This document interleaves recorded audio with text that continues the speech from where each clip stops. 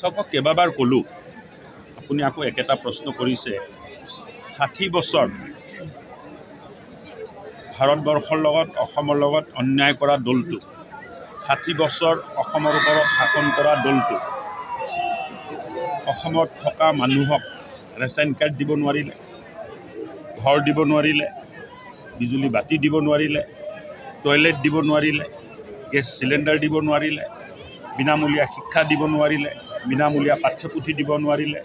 নিকা ভাৱমূৰ্তিৰে চাকৰি দিব নোৱাৰিলে আৰু প্ৰত্যেকটো হিতাধিকাৰী কংগ্ৰেছ দলৰ নেতা পালি নেতা আৰু দালাল আছিলে চাকৰি বিক্ৰী হৈ আছিলে পইচা লৈ APSCত আনকি চাকৰি দিয়া হৈছিলে এই দলটোৰ মুৰব্বীয়ে যদি অসমত আহি ন্যায় যাত্ৰা কৰে তাতকৈ আৰু দুখদ ঘটনা অসমৰ ৰাইজৰ লগত হ'ব নোৱাৰে 60 বছৰ কৰা অন্যায়ৰ বাবে কংগ্ৰেছ দলৰ সভাপতি আৰু কংগ্ৰেছ দলৰ নেতা